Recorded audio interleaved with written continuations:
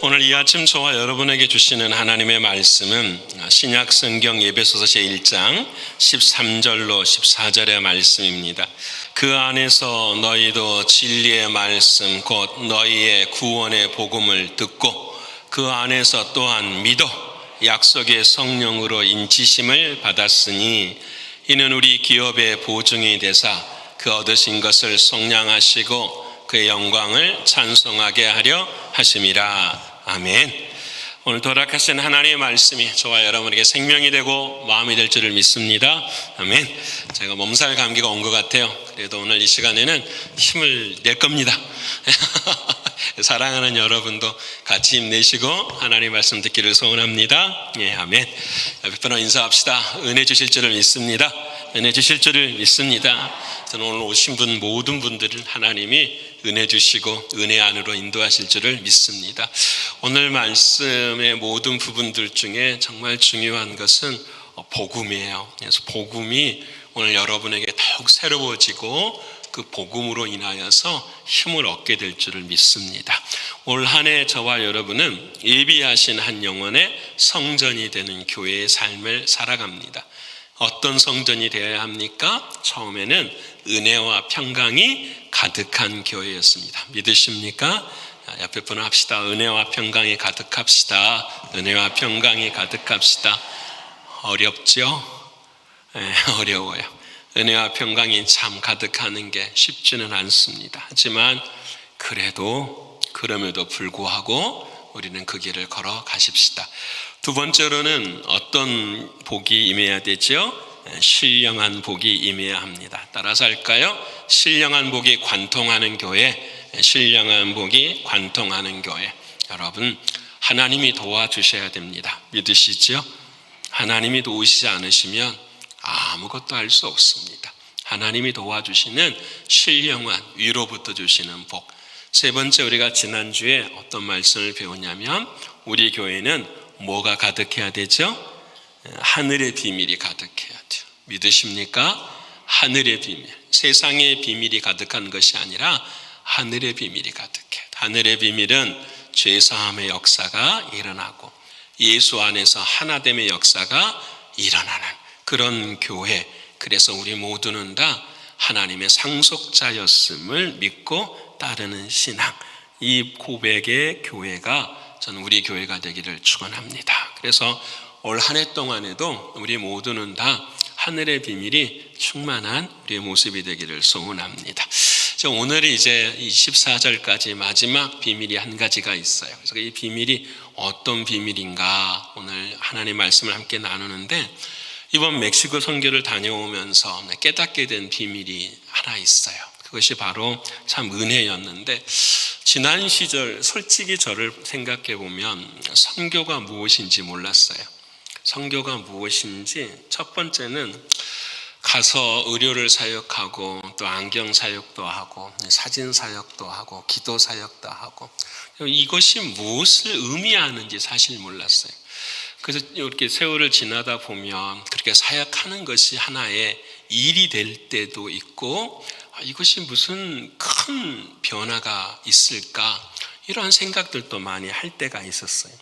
더 확장해 보면 어느 선교지에 뭐가 좀 필요하다 그러면 이것을 우리가 교회에서 결정하고 도와줄 때 이게 그렇게까지 해야만 한 일인가 아니면은 이것을 뭐랄까 그래서 그런 일들에 대해서 찬성과 반대가 늘 있었어요. 그래서 우리는 때로는 갈등하는 그런 자리에 설 때도 있었어요. 근데 이번에 멕시코 선교를 가서 우리가 경험한 것이 뭐냐면 한 가지를 경험하게 됐어요. 그게 뭐냐면 어떤 사역, 어떤 무엇을 하는 것이 중요한 게 아니라 선교 자체가 중요하다라는 거예요. 전도 자체가 중요하다라는 거예요. 왜냐하면 전도와 선교는 하나님의 명령이고 우리를 향한 하나님의 부르심이기 때문이다라는 거예요. 그래서 좀 더 큰 확장의 시각을 가질 수밖에 없었어요. 왜 그러냐면 이번에 간 우리 멕시코는 지난 우리가 5년 동안 도미니카 하기 전에 5년 동안 함께 했었던 그런 교회였습니다. 처음 우리가 갔을 때에 그곳에서 마약을 하는 우리 고등학생들, 친구들, 그 사랑하는 사람들에게 어떻게 하면 우리가 선교를, 뭐가 선교인지도 모르고 또 그분들이 필요로 한 게 뭘까 우리가 물을 때에 축구장을 이야기해서 그때 우리 크리스티나가 함께 찬양 집회도 하고 하면서 그곳에 작은 축구장 하나를 마련했고, 그 이후에 이제 선교센터에 가서 우리들이 중고등부 학생들과 함께 복음을 양육하면서 같이 왔어요. 그래도 작은 것 하나하나, 여러분 사진 보여주시면 우리 멕시코 여러분 보시기에 왼쪽에 빼데이라고 하는 선교센터예요. 저기서 지금도 교육이 이루어지고 준학교처럼 일들이 일어나고, 저 2층은 이제 저희들이 선교지에 가면은 숙소로 또 교실로 감당해내는, 저 뒤쪽에 보면은 이제 작은 농구장이 하나가 있고 주차장처럼 쓸 수 있는 그런 부분들 있어요. 오른쪽에 이제 여러분 오른쪽에 보시는 곳이 바로 교회입니다. 우리가 코로나 전에 그냥 흙바닥 위에 기공 예배를 드리고 언젠가는 교회가 세워지겠지라고 생각하고 우리가 함께 있었던 곳에 교회가 세워졌어요. 교회 이름은 그리스도 떼아모 교회라는, 예수님이 나를 사랑하십니다 그런 교회이죠. 그래서 그 교회 안쪽을 보면은 안의 모습이 저렇게 되어 있어요. 여러분 보기 오른쪽에 교회 안쪽의 모습이에요. 예쁘고 참 잘 꾸며놓고, 그 왼쪽에 보시는 것은 뭐냐면 그 예배당 그 위에 목사님께서, 선교사님께서 풋살장을, 작은 축구장 같은 것을 만들어 놨어요. 그래서 아이들이 예배가 끝나면 그곳에서 축구도 하고 그러는데, 하도 더우니까 그 위에 차양막을 만들어 놨는데 그 차양막 가운데가 이렇게 불이 나가지고 타버리는 거예요. 그래서 지금 그대로 상황에 있는 그런 모습의 교회가 됐어요. 이런, 제가 이 말씀을 드리는 것은 뭐냐면, 우리는 아무것도 보지를 못했어요. 저곳에 어떤 교회가 세워질지, 어떤 역사가 일어날지를 아무것도 보지 못하고 그저 우리는 교회 안에서 때로는 갈등 속에서도 순종의 길을 걸었는데, 하나님께서 그곳에 교회를 세우시고 많은 영혼들을 구원해 가시면서 하나님의 역사를 이루는 것을 이번에 보게 되었어요. 그래서 너무너무 감사한 비밀이 무엇이었냐면 바로 이런 거였어요. 와, 우리는 작은 씨앗을 뿌리지만 하나님은 이를 이루시는구나 라는 거였어요. 우리는 작은 거였지만, 눈에 보이지 않았지만 시간이 지나면서 하나님의 역사가 이루어지는 것을 바라보고 저희들이 함께 사역을 했어요. 이제 그 교회 안에서 사역을 보여주시면, 우리 교회는 이제 가면은 제일 먼저 앉아 있으면 이제 사람들이 다 광고를 해서 오잖아요. 오면은 이제 의료 사역을 먼저 시작하기도 하고, 또 안경 사역을 저렇게 의료 사역을 시작하고, 또 안경 사역을 시작하기도 하고, 그리고 또 사진 사역도 하고. 그래서 이제 처음에 의료, 그 다음에 안경, 그리고 사진까지 찍으면 저 마지막에 이제 제가 하는 사역은 기도 사역이에요. 이번에도 이제 제 옆에 있는 저 핑크색 옷 입은 친구가, 제가 영어로 말하면 그 친구가 스페니쉬로 번역을 이렇게 트랜슬레이트를 해서 저분들과 함께 나누는 그런. 그래서 기도 사역이 다 끝나고 나면은 사진을 현상한 사진이 액자에 들어와서 그 사람들에게 나누어 주는 그런 사역을 해요. 그래서 이 모든 과정 가운데 하나님의 은혜와 하나님의 역사가 일어나는 거예요. 근데 오늘 이 사역들 중에서 제가 가장 은혜 받았던 것은, 교회가 교회다워지고 있구나라는 은혜 받은 것은 뭐였냐면, 저희들은 그냥 사역을 할 뿐이잖아요. 그런데 그 교회의 교인들이 전도대가 조직이 돼가지고 우리가 사역하는 곳에 와서 그 참여하는 사람들에게 복음을 전하는 거예요. 성경책을 들고 한 사람 한 사람들이 복음을 전하기 시작. 저는 그것이 너무 울컥울컥했어요. 교회가 교회다워지는 것은 주님의 명령에 순종하는 건데, 주님의 명령은 결국은 전도와 선교잖아요. 근데 우리가 가서 사람들이 뉴욕에서 왔대 하고 구경할 수 있었어요. 자기들도 은혜를 도움을 받을 그런 자리에 설 수도, 그런 마음을 가질 수도 있었어요. 근데 이 사랑하는 사람들이 뭘 결정을 했냐면 그 우리와 함께 그 교회를 나오지 않는 사람들에게 뭘 복음을 증거하겠다고 결정을 한 거예요. 그리고 와서 매일 그들이 나와 전도를 하는 것을 바라보면서 제가 맞아, 교회가 교회다워지는 것의 모습을 보고 온 거예요. 너무 감사한 거예요. 또 한 가지는 뭐냐면 우리 중고등부 학생들, 지금은 이제 5년, 8년이 지났으니까 지금은 다 대학교 3, 4학년들이 된 우리 아이들이 그때 중학교, 고등학교 때 그곳에 가서 사역을 했어요. 누구랑? 그곳에 있는 학생들과 함께. 근데 그 학생들이 지금 자라가지고 그 센터에 기독들이 다 되어 있는 거예요.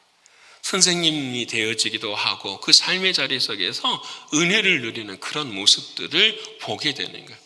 너무 감격스러운 거예요. 왜? 성장하고 있구나, 성숙하고 있구나. 제 마음에 주시는 은혜가 뭐였냐면, 맞아, 하나님이 멕시코 선교를 하게 하시고 도미니카 선교를 하게 하신 이유가 뭘까 생각해 보니까 우리를 성장시키고 성숙시키는 거예요. 그래서 이제는 어디를 향해 갈 수 있냐면 케냐에 대한 비전이 생기기 시작하는 거예요.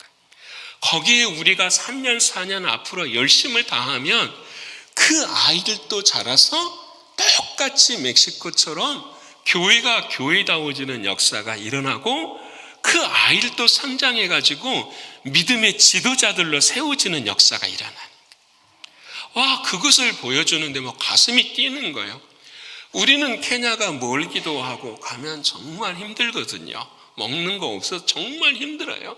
정말 힘든데 하나님께서 왜 우리에게 이와 같은 이번에 멕시코 선교를 통해 보이신 이유가 뭐였는가? 비밀이 뭐였는가? 힘을 가져라. 할 수 있다. 전도하고 선교하면 누가 하신다? 하나님이 하신다. 그 하나님의 역사가 우리 교회 가운데 이루어지는 걸 보게 해주십니다. 그래서 여러분, 그 선교사님이 처음부터 끝까지 우리들이 사역하면은 다 보여주시는 거예요. 교회 몬테 시나이 교회, 여러분 이게 몬테 시나이 교회인데 우리가 갈 때마다 간 교회예요. 교회가 어려움도 있었고 목사님이 그만두는 상황도 있었고 저게 신해산 교회라고 하는 그 교회예요. 그런데 우리 신광교회에서 그때 뭘 했냐면 저 3층에다가 친교실 하나를 만들어 준 거예요. 말이 우리처럼 친교실이 아니라 벽돌 만들고 위에 지붕 이거 잠깐 해주는 거, 그게 전부였어요. 근데 이번에 사역을 하면서 점심에 거기 가서 저희들이 점심을 먹으면서 그 말하는 거예요. 이곳이 신광교회에서 우리 교우들이 한 것입니다. 선교사님한테 가슴이 뭉클해. 여기서 아이들이 주일학교를 하고 여기서 아이들이 자라고 이 교회의 비전이 되어가는 것을 바라보면서 우리가 어떻게 한 걸음을 걸어야 되고 어떻게 생각해야 되고 교회가 교회다워져야 되는 것이 어떠해야 되는 것을 이야기할 수 있습니다. 지난 세월을 돌아보면은 참 마음이 아플 때가 많았어요. 왜 저렇게 특별하게 선교를 해야 되느냐? 우리 교인들 중에서도 힘든 사람들, 그 사람들 도우지, 그런 수없이 많은 갈등의 요소들이 있었어요. 부인하지는 않겠어요. 근데 이번에 돌아보고 나니까 우리가 당연히 구제도 해야 되는 거지만 하나님의 역사가 이루어지는 그곳에 동참해야 된다라는 생각을 하게 됐어요. 그래서 제가 오늘 설교 제목을 그렇게 잡았어요. 어떻게 잡았냐면 설교 제목 한번 읽어볼까요? 시작. 성령이 꿈꾸는 교회. 성령을 꿈꾸는 것이 아니라 성령님의 꿈속에 어디 교회가 들어있어야 되는 거죠? 우리 신광교회가 들어요. 믿으십니까? 전 이게 너무 감사한 거예요.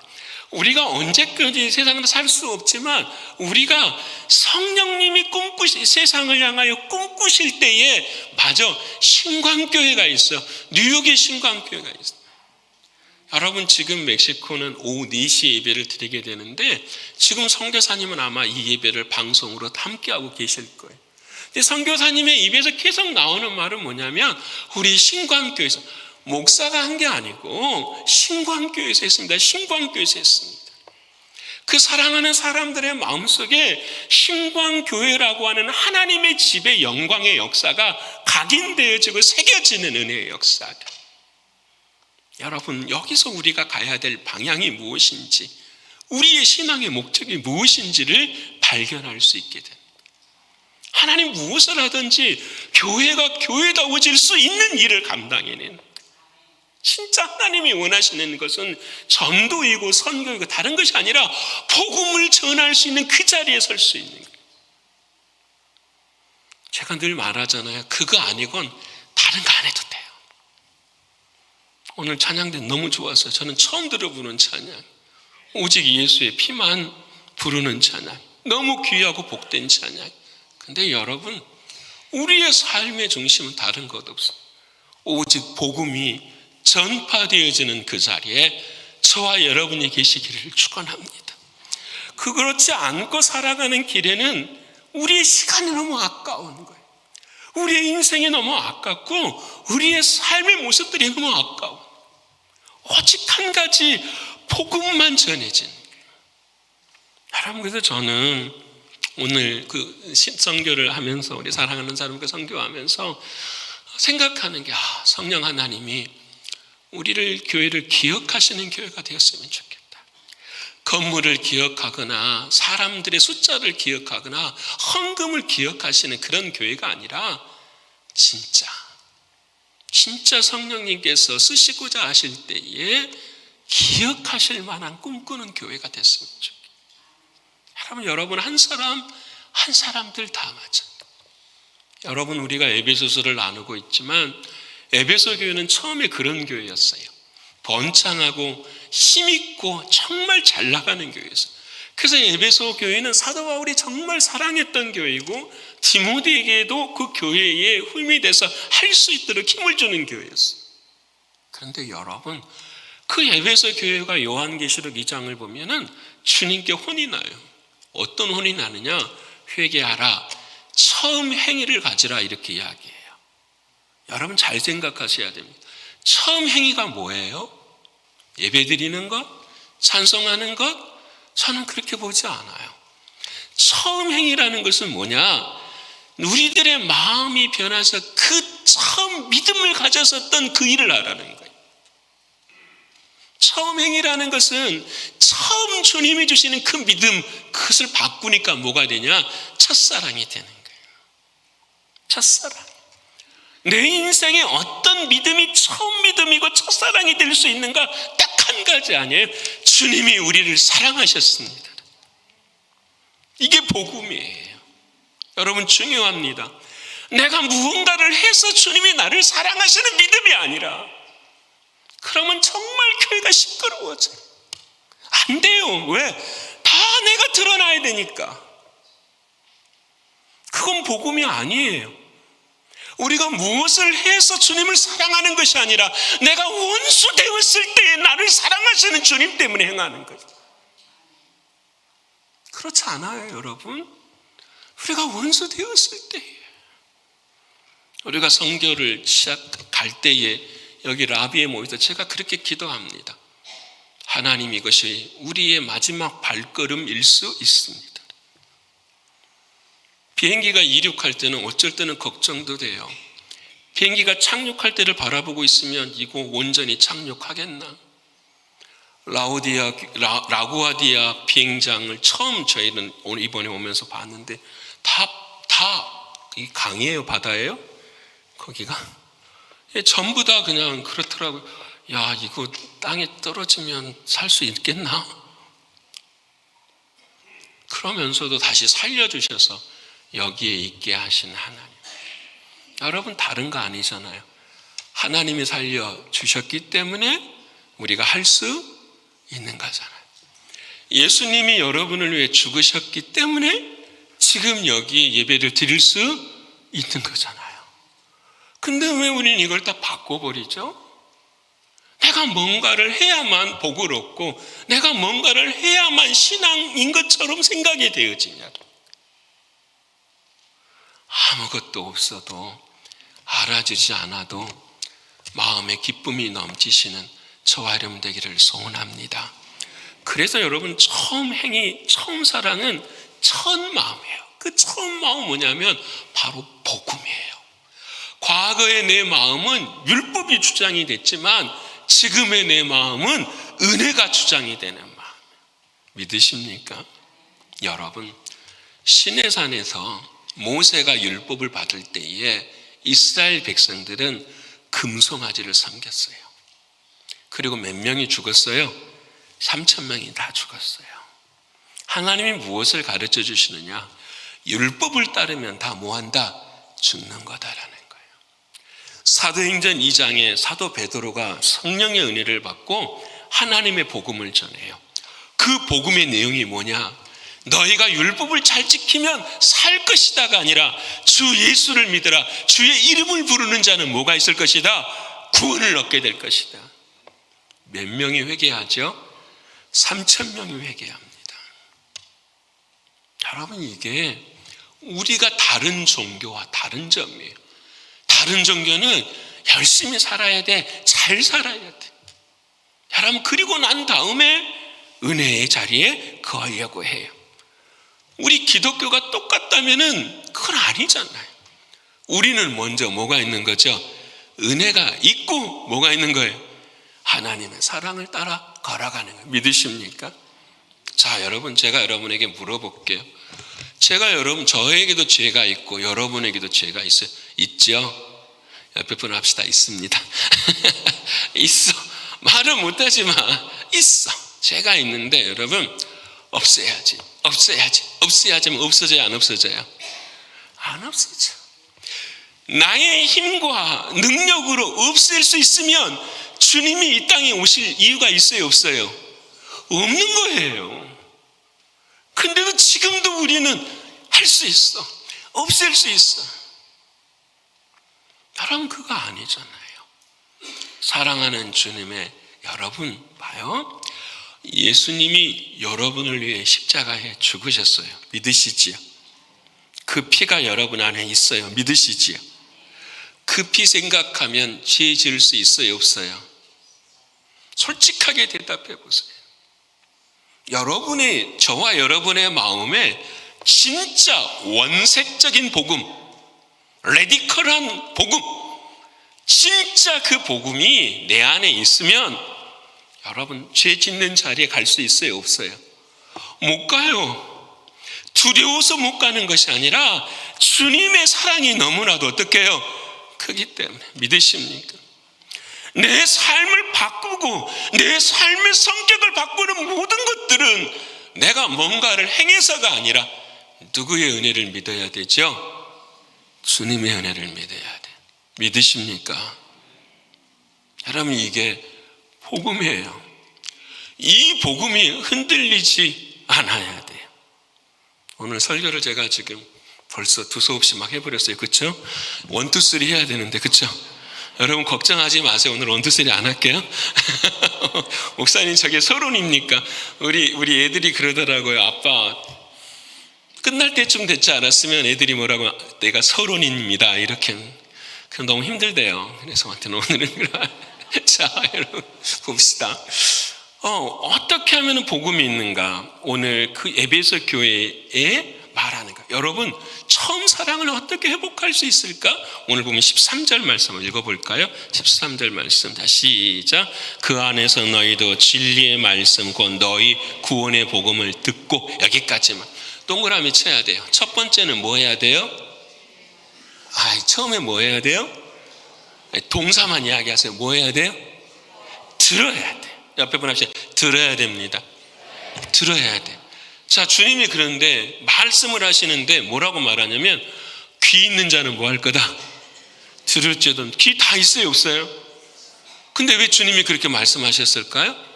귀가 있어도 들린다, 안 들린다? 안 들려. 왜 안 들릴까요? 그 마음의 주인이 누구니까? 나야, 나. 아직까지 이렇게 복음을 전하면, 목사님, 그래도 내가 잘해야지요. 기독교인들이 못해도 요거도 먹지 않습니까? 그러니까 내가 잘해. 그건 그 다음 일이라니까요.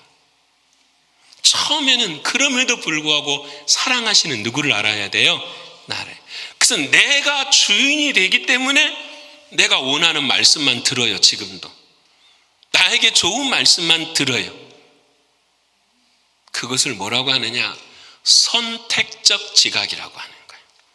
하나님의 말씀을 말씀으로 듣지 않고 누가 선택하는 거죠? 내가 선택하는 거예요. 그건 변화가 없어요. 주님이 말씀하시거든. 하나님의 말씀은 말씀대로 뭐예요? 들어야 돼요. 근데 그 듣는 말씀이 앞에 보면은 뭐냐면 진리의 말씀이고 뭐다? 구원의 복음. 복음은 저 보세요. 복음은 내용은 하나뿐이에요. 우리를 뭐 시켜주시는 거죠? 구원시켜 주시는 거예요. 그 구원은 오직 유일하게 예수 그리스도의 피로만 구원받는 거예요. 그것을 진리의 뭐라? 말씀이라 하는 거예요. 그럼 오늘 저와 여러분의 삶 가운데 복음은 예수의 피로 내가 거듭난 게 복음이죠. 여러분 그 주님이 나를 거듭나게 하신 걸 믿으십니까? 아멘. 주님이 십자가에서 말씀하십니다. 다 이루었다. 여러분의 인생에도 다 이루어진 걸 믿으십니까? 중요합니다. 목사님 아직 안 이루어졌는데 잘해야 이루어지지요. 다른 사람이 잘해야 내가 잘할 수 있지요. 이렇게 생각하는. 근데 주님은 그렇게 말씀하지 않으신다는. 이번에 우리 의료사역도 은혜가 참 많고 안경사역, 사진사역 다 많은데 제가 다른 사역은 가볼 수가 없잖아요. 제 사역하는 것만 죄송해요. 말씀드릴게요. 제 사역은 이번에 가서 너무 감사한 게 그 통역하는 친구가 너무 예쁜 거예요. 너무 감사했어요. 그 친구하고 함께 사람들이 오면은 이제 제가 뭘 해야 되냐면 거의 카운셀링을 해야 돼요. 질문이 있잖아요. 뭐가 힘드십니까? 뭐가 어려우십니까? 질문하면은 이런 것들이 어렵습니다. 근데 교인들 중에서 하는 이야기가 다 스트레스가 많습니다. 힘이 듭니다. 이런 삶에 대한 이야기들. 그럼 제가 복음을 가르쳤죠. 예수님을 믿으십니까? 예. 예수님이 어디에 계십니까? 많은 사람들이 어디에 있다고요? Everywhere 라고 이야기, 여기저기 다 있어요 라고 이야기를 하는 거예요. 그럼 저 거기도 있지만 진짜 어디 계시냐고. 진짜 어디 참 네 안에. 자, 그러면 당신 안에 계신 주님은 퍼펙트한 주님이십니까? 아니면 불완전한 주님이십니까? 내가 물어요. 우리 주님은 어떤 주님이시죠? 다 이루신 퍼펙트한 주님이시죠. 믿으십니까? 그러면 내 안에 계시는 주님이 퍼펙트하고 내 안에서 퍼펙트한 일을 행하고 계신다고 한다면 나 또한 퍼펙트하는 게 믿어요? 그렇잖아요. 나 또한 지금 상황이나 환경은 스트레스가 있고 아픔이 있을지라도 주님이 내 안에 계시는 한 그 주님이 퍼펙트한 주님이라는 걸 믿는 한은 나도 뭐 하는 거죠? 퍼펙트한 거예요. 믿으십니까? 저는 그것만 이야기를 했어요. 그래서 아침마다 힘들고 어려운 사람들 every morning 일어나서 외치십시오. Jesus Christ perfect and also I am perfect. 예수님이 퍼펙트하시면 나도 뭐합니다? 퍼펙트합니다. 상황이나 환경은 다 어려워도 그 주님의 확실한 다 이루었다고 하시는 그 말씀에 대한 믿음을 가지면 사랑하는 주님도 우리의 삶 가운데 뭐 하십니다? 역사하십니다. 믿으십니까? 여러분 저는 이게 저에게는 복음이었어요. 은혜였어요. 그래서 사랑하는 사람들이 그렇게 말씀을. 그래서 그 다음에 내가 말해요. 세인트 폴, 바울도 감옥에 있으면서 뭐라고 말하느냐? Always rejoice. 항상 뭐하라? 기뻐하라. Always thanks. 항상 뭐하라? 감사하라. 왜 그렇게 됐을 수밖에 없을까요? 왜? 사랑하는 내 안에 계시는 주님이 뭐 하시니까?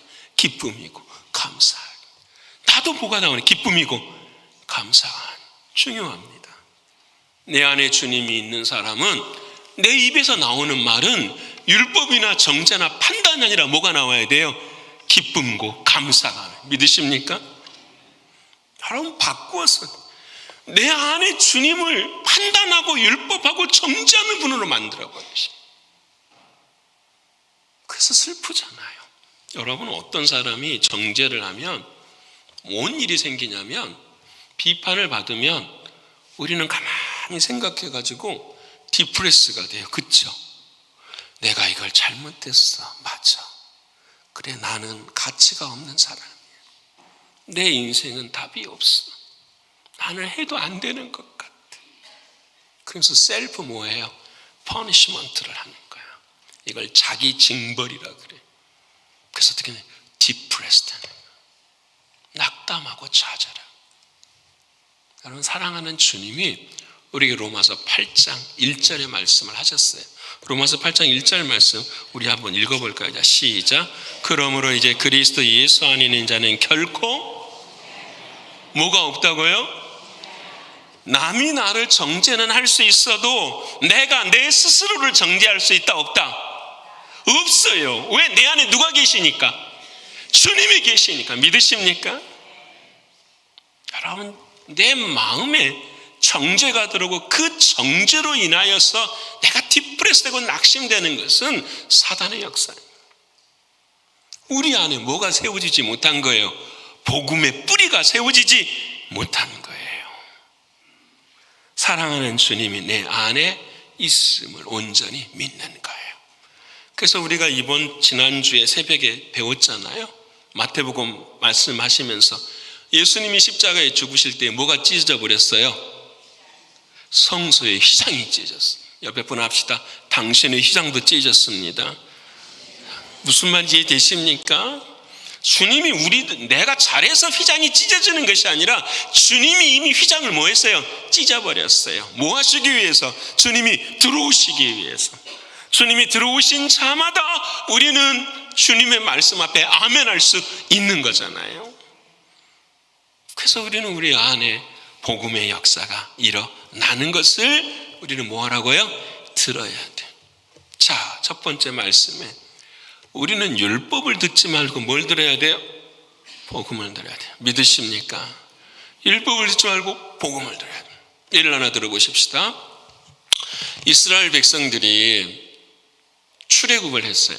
6월절에 예수님 하나님 나타나셔서 문 임방과 지방에 어린 양의 피를 발라라. 그래서 발랐어요. 그리고 나왔더니 앞에가 뭐가 기다리는 거죠?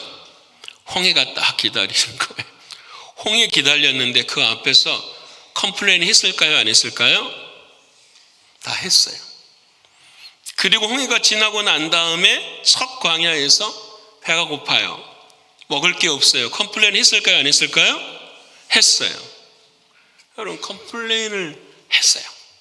모세를 원망하기도 하고 컴플레인을 다 했는데 하나님께서 성경을 보면은 그때까지 이스라엘 백성들이 죽은 사람이 있어요? 없어요? 없어요. 성경을 보면. 컴플레인을 하고 해도 사랑하는 하나님께서 그들을 뭐예요? 다 용서하고 사랑하시냐. 근데 여러분, 시내산에서 모세가 하나님의 말씀을, 법을 딱 들고 땅에 내려왔어요. 그리고 난 다음에 컴플레인 했어요. 사람들이 죽어요? 안 죽어요? 죽어요. 여러분, 은혜 밑에서는 사람이 살지만 율법, 비판과 판단과 정죄 밑에는 살아요? 못 살아요? 못 사는 걸 보여주십니다. 왜 그랬을까? 출애굽기 19장 8절의 말씀 한번 읽어볼까요? 자, 시작. 백성이 일제히 응답하여 이르되 여호와께서 명령하신 대로 우리가 다 이거 밑줄 치셔야 돼. 자, 십계명을 딱 하나님이 주시는데 십계명은 여러분 이 계명 다 못 지켜요. 그러니까 못 지킬 때마다 가슴에 아픔을 가지고 어린 양 가져와서 뭐 하세요? 제사 지내세요. 그러면 그 어린 양의 피가 우리를 전부 다 뭐하게 할 거예요? 용서해 주실 거예요 라는 것이 주님의 뭐예요? 복음이에요. 근데 이스라엘 백성들이 그 복음 앞에서 뭐라고 말하냐면 여호와께서 명령하신 대로 우리가 다 뭐하리라? 행하리다. 오케이? 그래? 그럼 그렇게 해봐. 명령대로 행하였더니 어떻게 돼요? 행하지 못하는 사람들은 법대로 전부 다 어떻게 되는 거예요? 죽게 되는 거예요. 여러분, 이것을 다시 예수 그리스도가 오셔서 어떻게 해요? 바꿔버리십니다. 우리의 삶을 뭘로 바꿔버리세요? 은혜로 바꿔버립니다. 믿으십니까? 그래서 그냥 믿음이 필요해요. 이번에 제가 기도하면서 만난 분이 알코올 중독자였어요. 안경 의료팀 다 만난 젊은 한 30대 중반 정도 된 것 같아요. 그래서 만났는데 앉자마자 막 술 냄새가 엄청나게 나는 거예요. 그래서 알코올 중독, 자기가 스스로 그래 알코올릭이라고. 근데 피양새도 있다고 이야기를 하는데 이 사람이 참 이렇게 뭐라고 표현을 해야 되나, 이렇게 막 거센 게 아니라 순수해요, 사람이. 제가 이제 이분을 앞에 두고 무슨 말을 해야 될까 이제 고민이 생기는 거잖아요. 내가 이렇게 말을 할 수 있잖아요. 당신 술 끊어야 된다. 술 끊지 않으면 죽는다. 당신의 인생이 망가진다. 막 이렇게 엄포를 놓을 수 있을까요, 없을까요? 있어요. 근데 그날은 제가 그런 말을 못 하겠는 거예요. 뭐만 하냐면 그분이 오죽했으면 교회 안 다니는 사람이 오죽했으면 어디로 온 거예요? 지금 교회로 온 거잖아요. 교회로 왔어요. 제가 그분한테 그래서 하나님이 당신을 사랑하신다고 이야기했어요. 당신이 알코올릭일지라도, 이분도 당신이 알코올릭일지라도 하나님이 당신을 사랑하셔서 오늘 이 자리에 이곳으로 인도하신 것이다. 당신이 어떤 형편, 어떤 모습이든지 하나님 정말 당신을 사랑하신다. 제가 스페니시가 안 되니까 그 교회 목사님을 불렀어요. 빨리 오시라고. 그래서 그 스페니시로 서로 말할 수 있도록 하고 오늘 주일이에요. 저는 그 친구가 교회 나오기를 기도하는 거예요. 교회 나올 수 있도록. 여러분, 그러면서 제게 깨닫게 해주시는 말씀이 뭐냐면, 가늠한 여인이 있었어요. 가늠한 여인을 주님 앞에 나와 사람들이 잡아가지고 왔어요. 돌로 쳐 죽여야 합니다. 그때 주님이 뭐라고 말씀하시죠? 네가 간음했다, 너는 죽어야 된다, 이렇게 말씀하지 않으셨어요. 뭐라고 말씀하시냐면 이렇게 말씀하셨어요. 나도 너를 정죄하지 않는다. 여러분, 주님의 십자가의 피로 사랑으로 그를 뭐하는 거죠? 감싸 안으시고 사랑하시니까. 주님이 이 땅에 오셔서 이 복음만 어떻게 해요? 보여주시고 전해주십니다. 여러분, 우리가 지난 매일 아침마다 성교 가서도 말씀을 읽을 때 요셉의 이야기 기억나시잖아요. 여러분, 요셉이 어린 나이에 상인들에게 팔려갔어요. 여러분, 요셉이 그 상황을 인식하는 순간 얼마나 두려웠겠어요. 형들이 자기를 묶어가지고 그 상인들한테 돈 받고 그 요셉을 팔아버릴 때에 그 요셉의 마음이 어떻겠어요?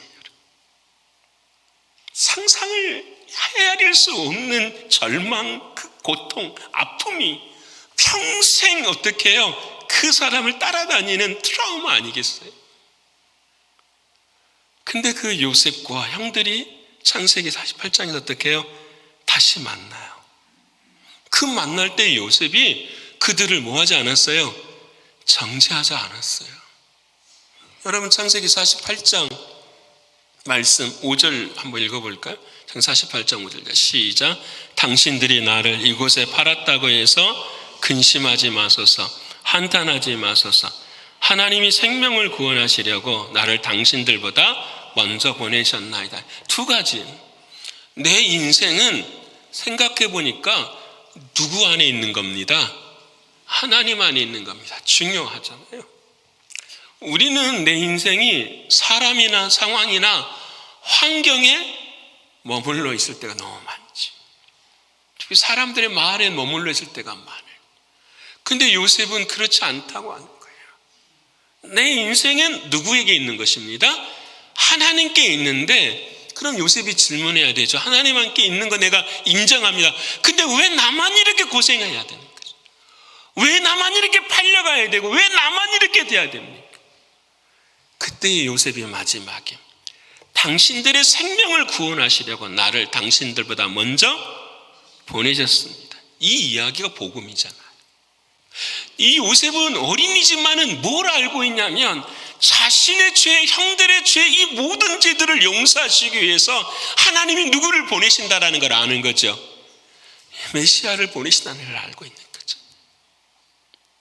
그래서 자신의 그 사랑하는 믿음 안에서 자신의 삶을 그대로 이어가고 살아가는 것을 우리에게 보여주고 있는 거예요. 뭘 말씀합니까?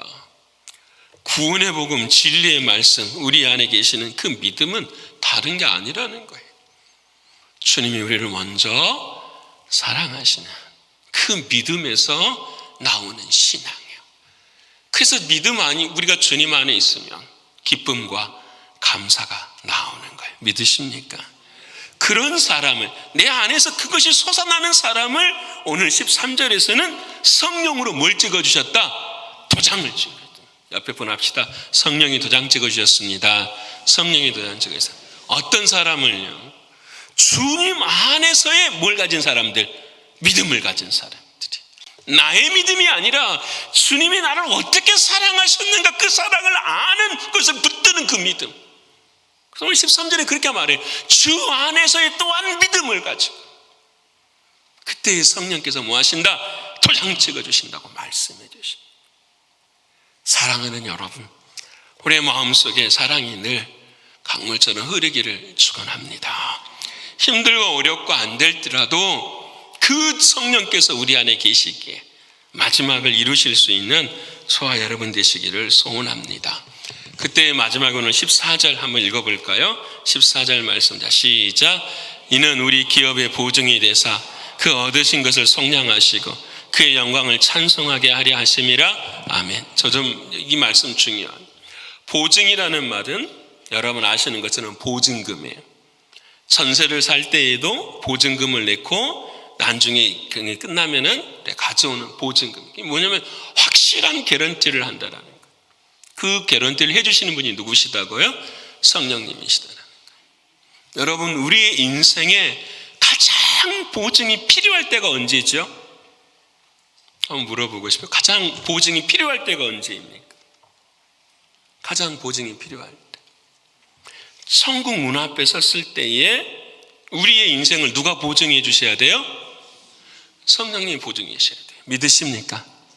성령님이 보증해 주셔야 돼요. 제가 이번에 예수를 안 믿는 그 부모들을 좀 만났었어요. 근데 제가 말할 때 눈물을 좀 빼게 한 두 가지 게 있었어요. 그게 뭐냐면 제 이야기를 하면서 이런 이야기를 했었어요. 딸들이 있고 엄마가 있어. 그럼 이렇게 이야기를 해요. 저도 딸이 둘이 있는데 내가 일하고 있을 때 우리 아이들이 어려움을 당할 때가 있습니다. 그럼 그때 나는 그 아이들을 지킬 수 있는 뭐가 없어요? 능력이 없어요. 누가 지켜줘야 되는 거죠? 그때 물어요. 당신은 그 힘을 가지고 있습니까? 아이들을 프로텍트 할 수 있는 힘을 가지고 있습니까? 저에게는 있습니다. 나는 알 수 없지만 누가 지켜주십니다. 예수님이 지켜주십니다. 그럼 동의를 해요. 그 다음에 제가 두 번째로 물어요. 이 딸들을 사랑하십니까? 사랑한다고요. 이 딸에게도 물어요. 엄마 사랑하느냐고. 사랑한다고. 그런데 내가 말하는데 80년이 지나면 여러분들은 영원히 헤어질 수밖에 없다고. 그러면 애들이 울어요. 엄마랑 헤어진다고 이야기하면. 죽음을 앞에 두면 울어요. 그럼 그때 제가 이야기합니다. 80년이 지나도 영원히 하나 될 수 있는 길이 있다. 그게 예수님을 통한 천국의 길이다. 그 천국이 이 땅의 교회다. 진짜 울어요. 울고 교회 나오겠다고 약속해요.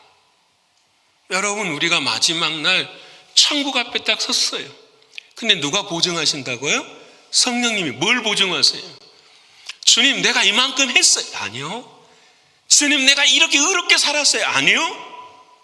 여러분, 성령님이 오늘 본문의 말씀에 딱 한 가지만 보증해 주세요. 뭐예요? 진리의 말씀이고 구원의 뭐예요? 복음이에요. 너는 너가 주인 되는 인생이 아니라 누가 주인 되는 인생? 예수 그리스도. 그 예수의 피를 너가 믿느냐라는 거예요. 이것 딱 한 가지. 저는 오늘 설교의 결론이 그거예요. 우리 신광교회 우리 교인들 누가 보증합니까? 여러분, 그 마지막 날 주의 성령이 나를 보증해 주시는데 나의 무엇을 보고 보증해 주시겠습니까? 주일마다 설교하는 것을 보증해 주셨습니까? 아니요, 천만에요. 나는 설교한 대로 그렇게 못 삽니다. 그래서 나는 그것을 보증받을 수가 없어요. 근데 나에게 딱 한 가지 보증받고 싶은 것 하나뿐이에요. 그건 예수의 그리스도의 피밖에 없어요. 주님의 피, 그 피가 나에게는 능력이고 그 피가 나에게는 은혜입니다. 여러분, 천국은 이것뿐이에요. 이 믿음이 지금 우리 안에 온전히, 우리는 생각하죠. 오케이, 이건 있어요. 근데 세상의 모든 문제들이 나를 다 그렇게, 사랑하는 주님께서는 말씀하시는 이 믿음이 바로 세워지면 주님이 완전하신 것처럼 우리의 삶도 완전으로 이끌어 가십니다. 저는 믿습니다. 믿으시지요? 진짜 믿어요. 한 해가 왔는데 중학생 정도는, 학년은 물어봤는데 기억이 안 나요. 근데 멘탈에 질병이 있는 친구. 언스테이블해요. 말도 못하고. 엄마 왔고 이모가 같이 와 있는 거예요. 고모가 이모가, 그리고 친척 커즌들이 와 있는데 어떻게 해볼 도리가 없으니까 이 두 분은 눈물만 흘리고 있는 거예요. 저가 메시아가 아니잖아요. 제가 어떻게 할 수가 있겠어요. 근데 그 아이 놓고 제가 하나만 말한 거예요. 뭐 말했냐? 헤스 크리스토스 에스 미 살바도르. 헤스 크리스토 에스 미 살바도르. 예수 그리스도만이 구원자다. 그것을 10번 이상 시켰어요. 헤스 크리스토스 에스 살바도르. 처음에 안 해요. 그래서 계속 귀를 제가 가까이 들었어요. 나는 당신에게 도움을 줄 수 없지만 내가 믿는 하나님은 당신을 고치실 수 있다. 그럼 그 안에 입술로 고백하려고 했어. 마지막까지 작은 목소리로 그걸 고백하래. 기도해 주는 거죠. 우리의 능력으로 안 돼요. 내가 메시아입니까? 기도하면 막 병든 자, 여러분 그게 아니잖아요. 우리는 때때로 신앙이 그와 같은 모습을 원하지만 그게 아니잖아요. 우리가 아는 것이 아니라 내 안에 계시는 누가 역사하셔야 되니까 주님이 역사하시는, 그 예수의 피만이 능력이고 그 예수의 피만이 은혜라는 사실, 이건 희석되어질 수 없고 이것은 사라질 수 없는 복음의 진리가 되어야 돼요. 사랑하는 여러분, 이거까지 얘기 쭉 생각하면서 성경에서 하나님께서 가장 그 보증을 해주시는 사람이 누군가를 한번 생각해 봤어요. 여러분 누구라고 생각하십니까? 하나님께서 이 애는 정말로 내 거야 라고 말해줄 수 있는 사람이 누구라고 생각하십니까? 생각하니까 탁 떠오르는 게 누구냐면 다윗이 떠오르는 거예요. 다윗이 주님이 사도행전에 뭐라고 말하죠? 이는 내 마음에 합한 자야. 내 마음에 합한 자. 그러면 다윗은 어떻게 주님의 마음에 합했을까? 여러분 잘 생각해요. 성전을 막 이런 게 아니었어요. 골리앗을 물리친 그런 게 아니었어요. 여러분 시편 132편에 다윗의 눈물이 나와요. 3절과 4절 한번 읽어볼까요? 자, 시작. 내가 내 장막집에 들어가지 아니하며 내 침상에 오르지 아니하고 내 눈으로 잠들게 하지 아니하며 내 눈꺼풀로 졸게 하지 아니하게. 주님, 내가 침대에도 가기 싫고 밤이 되었는데도 내 눈에 눈꺼풀이 내가 감기는 것도 뭐합니다? 싫어합니다라는 거예요. 하나님, 제가 눈뜬 눈으로 좀 세워갈 수 있는 내 마음에 간절함이 있습니다. 그 간절함이 뭘까요? 골리앗을 이기는 것? 왕이 되는 것? 자신이 죄에서 회개하는 것? 아니에요. 그 다음 절을 보면은 5절에 이렇게 말해요. 우리 같이 읽어볼까요? 자, 시작. 여호와의 처소 곧 야곱의 전능자의 성막을 발견하기까지 하리라 하였나이다. 내게 한 가지 소원인데 그것은 뭐냐면, 그때의 성막은 뭐예요? 언약궤. 성전이 없을 시대였으니까 언약궤, 그것을 제가 발견하기를 원합니다. 사울이 전쟁에 나가서 언약궤를 빼앗겨 버리고 20년 동안 기럇 여아림에 그곳에 있었던 거예요. 근데 다윗이 어릴 때, 사울이 왕이고 다윗이 어릴 때에 그 소식을 들은 거예요. 근데 그 다윗의 마음속에 한 가지가 깨달아지는 거예요. 하나님, 그 언약궤 주님의 그 피가 누구에 와야 된다. 이 이스라엘 땅의 예루살렘의 중심이 돼야 된다라고 생각하는 거예요. 그것이 이루어지기 전까지는 내가 눈도 감지 않고 잠도 자기를 거부합니다라고 이야기하고 있어요. 여러분, 언약궤 안에는 뭐가 들어있죠? 십계명, 율법, 다 죽음, 두 번째 만나, 사람들 그거 먹고 컴플레인하는, 세 번째는 아론의 쌍난 지팡이, 모세의 권위에 도전해가지고 죽음. 다 인간의 죄들. 그 인간의 죄 위에 뭘 뿌리신 거죠? 어린 양의 피를 뿌리신, 그게 언약궤거든. 그러니까 다윗은 살아가면서 그것까지만 생각하는 거예요. 인생의 가장 중심이 뭐다? 예수 그리스도의 피다라고 생각하는 거예요. 여러분, 우리의 인생도, 우리의 가정도, 우리의 자녀도, 그리고 우리가 사랑하는 교회도 뭐가 중심이 돼야 되죠? 예수의 피만이 우리의 삶의 중심이 돼야죠. 우리는 지금 무엇이 중심이 되어 삶을 살아가고 있는지. 사랑하는 성도 여러분, 복음이 중심되기를 축원합니다. 오직 예수의 피만 바라보고 그 밖으로 나가는 것들에 대해서는 가두어 버리기를 소원합니다. 주님이 하실 줄을 믿습니다. 그때 우리는 고린도후서 1장 20절 이 말씀 크게 읽고 기도하겠습니다. 시작. 하나님의 약속은 얼마든지 그리스도 안에서 예가 되니 그런즉 그로 말미암아 우리가 아멘하여 하나님께 영광을 돌리게 되느니라. 아멘.